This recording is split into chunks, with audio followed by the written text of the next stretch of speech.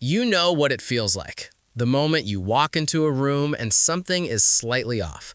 No one has said a word, but you can feel it.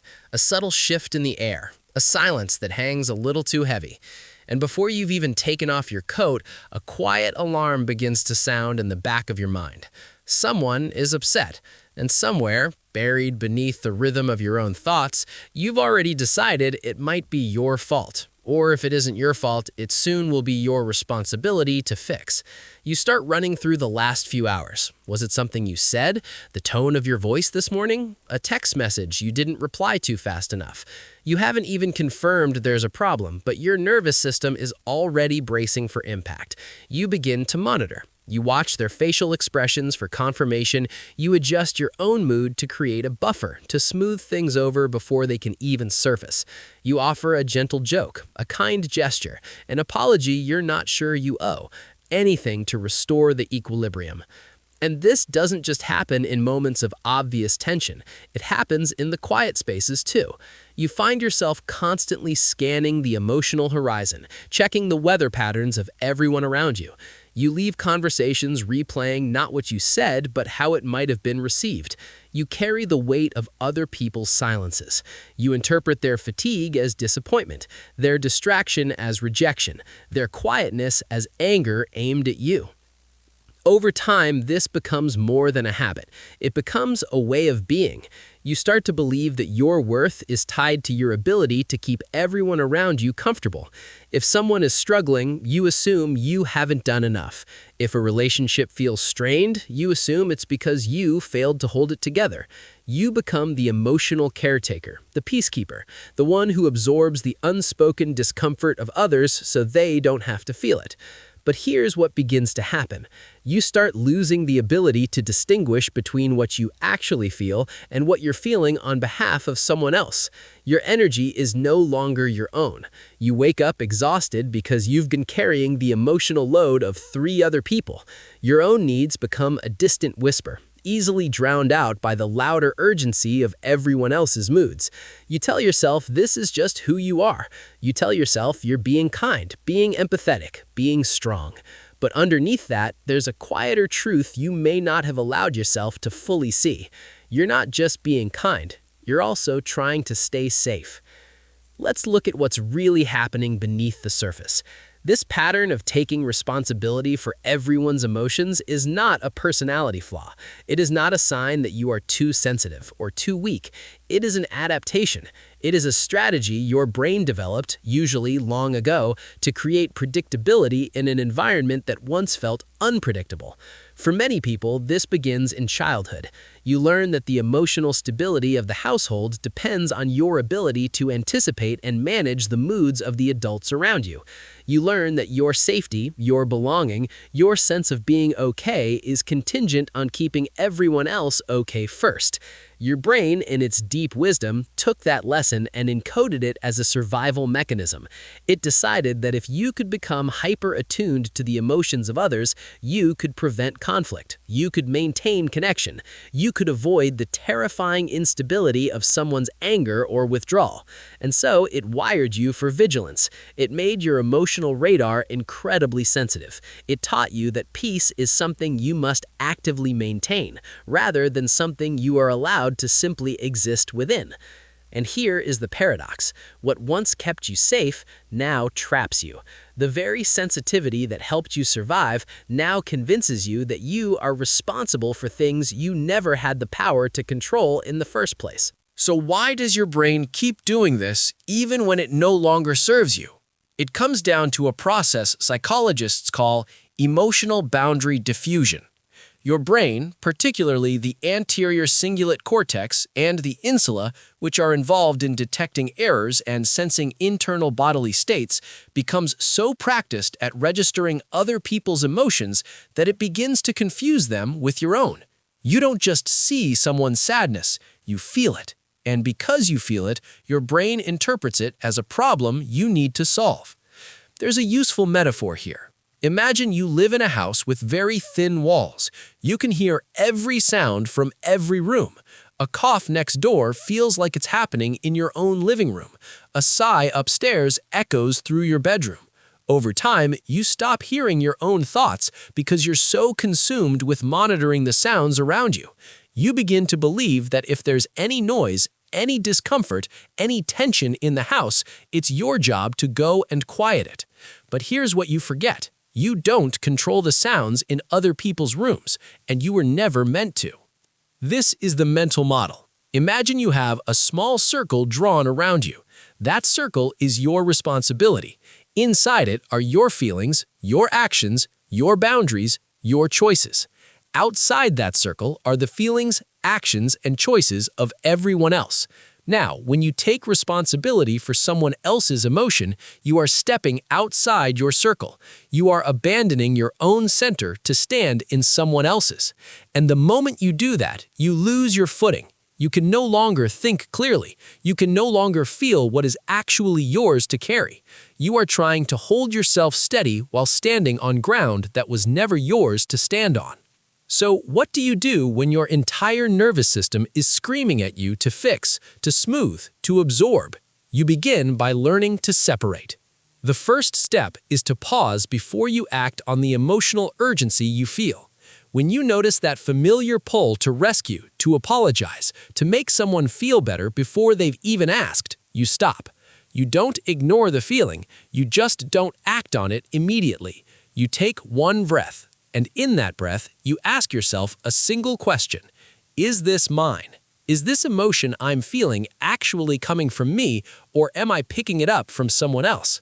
This works because of a mechanism in the brain called reappraisal. When you pause and name what's happening, you shift activity from the amygdala, the brain's alarm system, to the prefrontal cortex, the part responsible for perspective and choice. You interrupt the automatic loop of absorption and reaction. A real-life example. You're sitting with a friend who seems quiet and distant. Your body tenses. You immediately start wondering what you did wrong. Instead of jumping in to fix it, you pause. You breathe. You notice the urge to apologize, and then you simply sit with the discomfort of not knowing. You let your friend have their quietness without making it about you. And eventually, they might say, "I'm just tired," and you realize the story you were building in your mind had nothing to do with you. The second step is to practice tolerating the discomfort of other people's emotions without intervening. This is difficult because your brain has learned that emotional tension is a threat, but you have to teach it a new lesson. You have to show it that you can remain safe even when someone else is upset. This is based on the principle of exposure. When you repeatedly stay present with someone else's difficult emotion without trying to control it, your brain begins to recalibrate. It learns that you don't have to fix everything to be okay. A real-life example. A partner comes home frustrated. They're not angry at you, but they're clearly in a bad mood. Your instinct is to cheer them up, to ask what's wrong, to offer solutions. Instead, you let them have their mood. You go about your evening, you remain available if they want to talk, but you don't chase their emotional state. You let them be an adult having a hard moment without making it your job to rescue them from it. The third step is to practice naming your own emotions before you absorb someone else's. One of the reasons you get swept into other people's emotional worlds is because you're not always anchored in your own. If you don't know what you're feeling, it's very easy to mistake someone else's feelings for your own. This is connected to interoception, the brain's ability to sense internal bodily states. When you regularly check in with yourself, you strengthen that awareness. You build a foundation that makes it harder for external emotions to override your internal experience. A real-life example. Before you walk into a social setting, you take 30 seconds to check in. You ask yourself, what am I feeling right now? Am I tired? Am I anxious? Am I calm? You anchor yourself in that awareness. Then, when you walk into the room, you're less likely to immediately absorb the emotional atmosphere because you already have a baseline to return to. The fourth step is to separate empathy from responsibility. Empathy is the ability to understand and feel what someone else is experiencing. Responsibility is the belief that you must do something to change it. These are not the same thing. You can feel deep compassion for someone without believing you are the one who has to fix their pain. This shift is rooted in cognitive behavioral principles. You are identifying a distorted belief, the belief that you are responsible for others' emotions, and replacing it with a more accurate one, which is that you can care deeply without caretaking. A real-life example. A colleague is struggling with a difficult project. You feel for them. You genuinely want them to succeed. But instead of staying late to do their work or taking on their stress as your own, you offer a kind word and trust that they are capable of handling their own responsibilities. You stay connected without becoming consumed. The fifth step is to learn to tolerate being seen as the bad guy. This is perhaps the hardest one. When you stop over-functioning for others, some people will be uncomfortable.